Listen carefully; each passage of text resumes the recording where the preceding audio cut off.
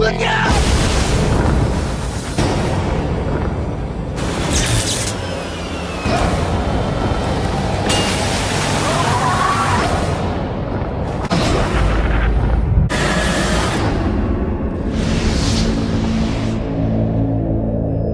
Final Destination is the fourth entry into the Final Destination franchise and was released in the year 2009. This movie was directed by David R. Ellis, who had previously directed the second entry into the franchise, and the studio thought that it would be a good idea to drop the number 4 off of the title for two reasons. One, they were trying to signify to fans that this was legitimately going to be the end of the Final Destination franchise. So instead of calling it Final Destination 4, they wanted to call it The Final Destination. Give fans the idea they were going to be part of something, they were going to be part of the end of a franchise. And also, studios are always looking to make money, and they don't want people to turn away from the theater because it says 4 on it. They're like, I don't want to go watch the first 3 movies, so I'm not going to see the 4th entry, so they'll do that. The Fast and the Furious franchise did that in 2009 as well, when they dropped the number 4 off their 4th entry and just called it Fast and Furious. But it made sense for the Fast and Furious franchise because if you watch that, it does feel like a soft reboot to the franchise where they were going to take things in a completely different direction. The Final Destination was just a title to try and get fans in those seats so they could be part of the ending. And oh yeah, the studio also used a 3D gimmick because 3D was all the rage at the time, especially in horror movies. After Avatar had come out and just cleaned out the box office, well, studios were trying to make that Avatar kind of money, and it kind of worked because while this movie was the most expensive Final Destination film made at the time for $40 million, the movie did make over $186 million at the global box office. And I do believe that it was because people thought they were part of the end of the franchise, and it also was because people were looking for that 3D gimmick. And so yeah, this movie made $186 million. And while it was very profitable and the most profitable Final Destination film at that time, the question is, was it any good? And so today I'm continuing on with my Final Destination review series where I'm watching and reviewing each and every one of the Final Destination films leading up to the 6th entry in the franchise with Final Destination Bloodlines that comes out in May of 2025. If this is the first time you found my channel, I have reviewed the previous 3 entries on this channel already, and I would love for you guys to go check those out. All right, let's do the review for The Final Destination. Here we go. That is one big pile of shit. No, I shot him. Bullets in the fall killed him. So The Final Destination opens up at a racetrack. This is going to be the scene of the next premonition. These films always open up with a premonition scene, and this time around you have Bobby Campo playing the character of Nick, who's at the racetrack with his friends Lori, Hunt, and Janet. All of them are at this racetrack. They're watching this race go down, and they're just being stupid young adults. You know, they're drinking whiskey, they're having fun, people are doing things all around them, and we're used to these premonition scenes at this point. There's always little things that happen that sort of lead to understanding, whoa, that was a weird premonition. Like at one point, this guy in a cowboy hat walks up, sits directly in front of them. Of course, for the premonition scene, Nick is going to know to look out for the guy in the cowboy hat. So you get a little bit of what you've always seen. And then we get to the accident itself. Now, the accident itself, because this film is so 3D effect heavy, has a ton of 3D effects in it, which when you're not watching in 3D is one of the most annoying experiences, but we'll get to my negatives in a little bit. But the premonition scene continues to play out. You see a race car come into the pit to get serviced. It leaves with a little screwdriver that's sticking out of it. That, of course, lands on the track. And after a car hits it, its tire ruptures. Well, everything starts to get chaotic where the race cars are falling into the stands. Tires are coming hitting people in the stands. But then the stadium itself is extremely old and the stadium itself starts to fall apart. Concrete starts to fall from the top. It's a very old racetrack. And so people are starting to die along with Nick, Janet, Hunt, and Lori, who all die on their way to try and escape. And then, of course, Nick snaps out of that premonition scene and he realizes they're all going to die and he needs to get out of there. After a series of events, Nick is able to convince all 3 of his friends to come out of the racetrack with him, which is something different from the previous entries into this franchise because 1, 2, and 3 saw the main character lose their best friend or their loved one or someone, and it made them feel isolated and alone. But in this film, they went a different way with all all 4 of them getting out of the racetrack. It's not just the 4 of them, though. There's a couple other people who, you know, are going to get some nasty deaths along the way. There's a security guard, a bystander, a super racist guy. All of them make it out of the racetrack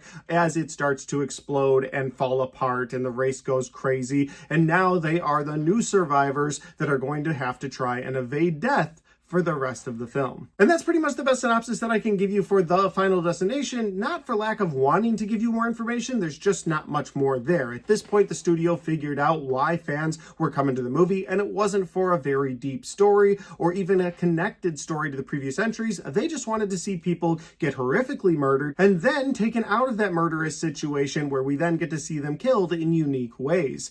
That's it. That's your movie. So I am going to get to my positives and my negatives here in a second. But before I do that, if this is the first time you found my channel, well, I would love for you guys to hit that subscribe button. Check out all the different content on my channel. Whether you like movie reviews or Blu-ray talk or ranked list videos, I've got a little bit of everything on my channel, and I'd love for you guys to check it out. All right, let's get into my positives and my negatives for The Final Destination. Now, in my previous 3 reviews in the Final Destination franchise, I have had so many positives to throw in, and unfortunately, I just don't have that many this time around. Yeah, I could say, oh, I loved the setup, but to be completely honest, I thought it was one of the lazier setups to a Final Destination film, and then usually from there, I jump into the crazy death scenes that followed, especially because it seemed like the death scenes seemed to ramp up and up and up. Like in the first film, there's a guy who dies in a shower, and it looks like suicide. In the second film, you have a guy get a ladder to the eye, and that's pretty rough. And the third film, you had that guy in the gym that had the weights crush his head. Like the kills just kept getting more and more brutal, and so usually that's where I would jump to in my positives. But unfortunately, there's only one kill to really talk about, and unfortunately, it's also my only positive for this film, because the movie feels like such a formula at this point that it's just starting to get old at this point in the franchise.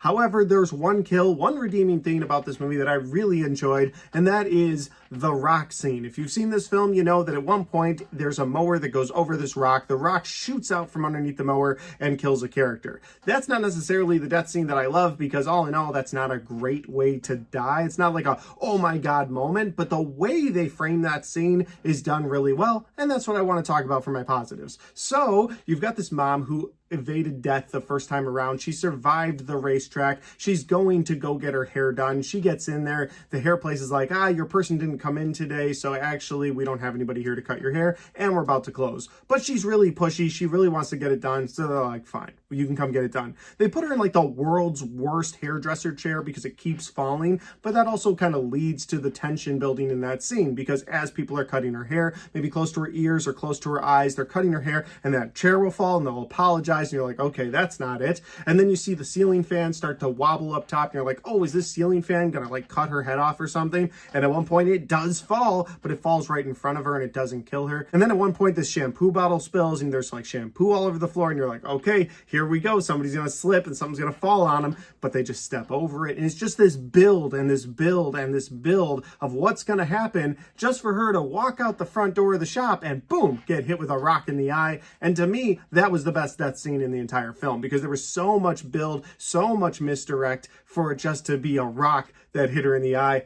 I thought that was really fun. But that's it. Really, that's my only positive for this film. And I feel bad because I've been so much more positive about the other films, but yeah, this time around, just it wasn't that good of a movie, so we got to get into my negatives. But before I get into my negatives, I'm going to do something else. I'm going to tell you guys about my little irritations with this film. There were 2 things that just irritated me. Didn't want to make them full negatives, so I'm going to put them right before the negatives. But the first one is the Google search figures out everything. This is still somewhat early on when it comes to Google searches. 2009 is when this movie is made, and so you have a character that just does a quick Google search and gets all of the information they need to figure out the death is coming for them. And why that irritates me is this same director directed part 2, where they had a police officer do the research at a police station, where you figure they've got more information, they've got more files, they can get to more information faster than the average person. And so that made sense to me. I actually threw it in my positives in that review. But in this movie, it's just the main character, Nick, and he's like, I did a quick Google search, here's everything I know about Flight 180, and here's everything I know about what happened after that. And that's really the only time they've referenced Flight 180. This movie otherwise pretty much stands on its own. But that just bothers me. I talked about it before. I'm going to call out nonsense when I see it in a horror film, and that's one of those things that just always bothers me. When you have a character that's just like, after a quick Google search that I did completely off screen, here's everything that I know. And it's just like, you could have come up with a better plan than that. If you wanted this to be standalone, just have the characters figure it out. Or, I don't know, bring back Tony Todd. But that's not an irritation. That's a negative. We got one more irritation to talk about, and that is the clean, polished digital look that this film has. It's something about the 2000s era between, I'd say, 2008 and 2011, somewhere in there. They had switched over to digital, but it wasn't great yet. Like right now, you watch a movie and it looks picture perfect most of the time. If it's got a big studio behind it, it really looks good. Especially they're dropping $40 million on this film, you would expect it to look good. But a cheaper way to make movies was get away from film back then, go to digital that wasn't quite perfected yet, and it really stands out in this movie because that digital looks too clean, too polished. It's hard to explain right here if you've seen the film or if you want to go check it out to kind of understand what I mean. It just feels like it's that era where we weren't sure if digital was the way to go, other than the fact that it was a cheaper way to make a film, and so they were just going for it, and it really stands out in this film as something that irritated me. But that'll lead me over to my negatives. My first negative for this movie is actually the opening premonition scene, which is really sad to say because while the roller coaster had some dated effects on it, it was still something that I enjoyed to watch. This didn't even feel fun to watch. This was just a bunch of people at a race, and then the race cars crash into each other, tires start flying into the stands, cars start flying into the stands, the stadium itself starts to shake and fall apart, and then people die by these horrible 3D effects. And I'll get to my 3D effect negative here in a minute. It just didn't seem as fun or as fear-building as the previous ones. So like I've talked about in the past, in the first film you had a flight that fell out of the sky.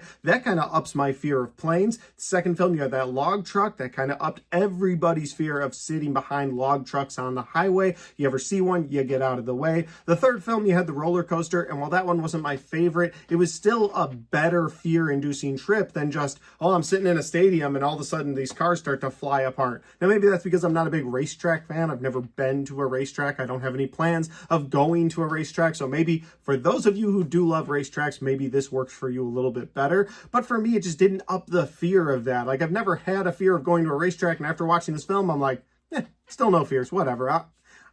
I don't think that's going to happen. So it's just like, it didn't up the fear. The premonition scene didn't really stick with me the way the previous ones did. And because of that, now I go into the rest of this movie like, all right, weak opening premonition. I hope these deaths are good. And that leads me to my next negative. And while I really liked that rock kill because of the tension building, the kills in this movie are terrible. Two in particular that I want to talk about. You've got a pool scene where Nick's best friend Hunt is a lifeguard at a pool, and he jumps into the pool at one point, and the water is supposed to be being sucked out of the bottom of the pool due to a switch getting hit by death. And so instead of it sucking out the water, Hunt actually gets suctioned to that pipe. Now this pipe is maybe this big around, and I don't know how powerful that thing is supposed to be, but you have this long drawn out scene where people are swimming around him, not realizing he's down there. You think to yourself, oh man, this guy is going to drown in that pool. Like that's a rough way to go where you're just stuck at the bottom while people are playing above you.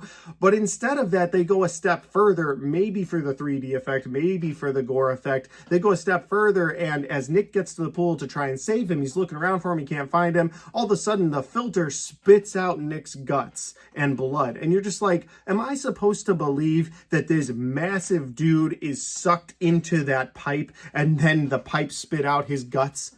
Is that really? His ass was stuck on it. So those his ass guts? What is this scene? It was a terrible setup for a death scene and a terrible scene overall. Again, played into the 3D effects because you see all those guts shoot up from the pipe. And the other death scene that really irritated me in this movie didn't even lead to a death, and that really irritated me because it was like, okay, all of this setup for absolutely no reason, that's annoying. But you have this girl who's in a car wash. She is one of the survivors from the beginning of the movie, and so it's her turn, and as she's driving into this car wash, her moonroof gets stuck open, and so water starts pouring into her moonroof when she's in the middle of the car wash. And of course, the brushes that spin around the side of your car, they get stuck right on her doors, so she can't open her doors. So the whole thing starts to fill up with water, so she sticks her head out the moonroof because it's about halfway open, and she can get her head out there just to breathe. And of course, at that point, the car starts to move again, and you get the final brush, the one that normally washes your windshield, comes toward her head. All in all, it might have been a fun kill scene. scene, but they stopped the damn kill scene. They have Nick and company show up with his truck and push her through to the other side so that Death can't kill her.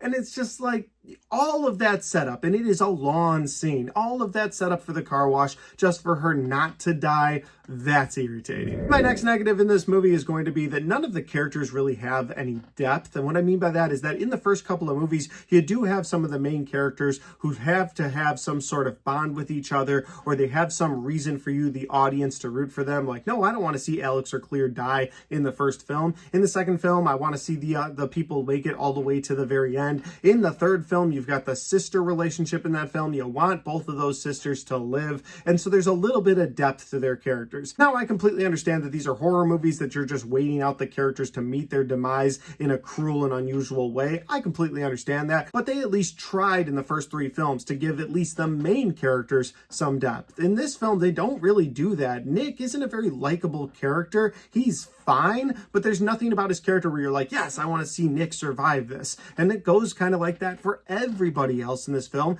Maybe the security guard is like the one person where you're like, I feel bad for this guy. Like, he was just doing his job at the racetrack. He got out alive. Like, I don't want him to die. But nobody else in this film has any real depth to them. And even that security guard, when he dies, is just kind of like, oh, all right, well, he's dead. And so you don't care about any of these people. And maybe it's franchise fatigue at this point. Maybe it's because in the first couple of movies, you had characters that seemed like they had hope, seemed like they had a way out. But by the end of the film just made it a point to kill everybody. Or by the second film, they're like, oh yeah, that guy was hit by a brick. So maybe it's because of that by the fourth film, I'm now like, I don't care about Nick. I don't care about any of these people. Do what you want to them. It doesn't matter. Go ahead and kill them. I don't give a fuck about these ducks. Matter of fact, make it a unique, fun death, and I'll be happy. And maybe that's just where the series has brought us. But yeah, without caring for any of those characters, it just made the whole film feel hollow. My next big negative of this movie is no Tony Todd inclusion. I don't know why he wasn't included in this movie. Maybe he wasn't available. Maybe they thought, we don't need him. They also really tried to distance themselves from the first three entries in this film, so maybe that was their reason. But whatever the reason was, I don't think that reason was good enough, because I felt like that was the one thing they were continuously trying to build in the first three entries. He's physically there in part 1 and 2. He's the voice of the devil animatronic in 3. And in 4, he's not in it at all. There's no mention of him. There's nothing. These characters do a Google search to figure out what they need to figure out, instead of having this creepy character of William Bloodworth who might know more than he's letting on. And that really bothered me, just not having him in this movie. I won't harp on it too long because I know he's in part 5. I know his final appearance will be in part 6, but just not having him in this film, again, just sort of led to that hollow feeling that I talked about in my last negative. And my final biggest negative for this movie is going to be those 3D effects. They just are overdone in this film, and in 2025, when I'm not watching the 3D version of this, they feel so dated. They feel so much out of place, especially from the rest of the franchise. And then the way they use the 3D and CGI effects in this film, because this movie is so CGI heavy that you have moments where the main character of Nick is having these dream sequences where he's having these premonitions throughout the film, and they're so CGI heavy. One in particular with this snake looks so incredibly bad. And again, I understand they were limited to what they had in 2009. It's 2025 now. I expect things to look a lot better, but this wasn't it. Even in 2009, this wasn't it. This looked terrible. Now, maybe you guys saw this movie in 3D back in 2009. I didn't. So maybe if you saw it in 3D, you can let me know in the comment section if that was okay for you at the time. Maybe you liked the 3D effect at the time. But for me, watching this movie in 25, this looked terrible. I didn't appreciate any of the CGI in this film. I didn't appreciate any of the 3D effects in this film. And it really just brought it down so many notches for me. Overall, I'll say that this is the one entry in the franchise that I've come across so far that feels like a complete lazy waste of time movie. Not one I would recommend to anybody. It's such a standalone that I can't imagine that if you just skipped from 3 to 5, it wouldn't be a problem, because 3 was already primarily a standalone, but they did reference Flight 180 a bunch of times. In this film, they just show Flight 180 on a Google search paper, and that's it. After that, they just move on completely. This is a very standalone film. No Tony Todd, bad special effects, bad deaths, bad premonition scene. Not much to enjoy about it. Not a movie I plan on going back to anytime soon. In the future, when I do a rewatch of this series, I'll probably skip part 4. There's just no reason to watch it. And that's how I feel about this movie, which is too bad because I really like the first 3 entries, and I hope my experience with the 5th film down the road is a lot better than this one. But guys, those are just my opinions because that's my review for The Final Destination. Have you seen this 4th entry in the franchise? If you have, let me know in the comment section down below what you thought about it. Again, if you saw it in theaters back in 2009 when you got to see those 3D effects, were those effects fun back then? Did you have a good time with it? Do you watch it today and you're like, oh, it's okay, those don't really bother me? Because that's something I just couldn't get over this entire film. So I'd love to know your thoughts in the comment section on all of that. And finally, guys, if you like this video, don't forget to hit the like button because it helps the video, it helps the channel, and it helps me right here. Thanks for watching. I'll see you next time.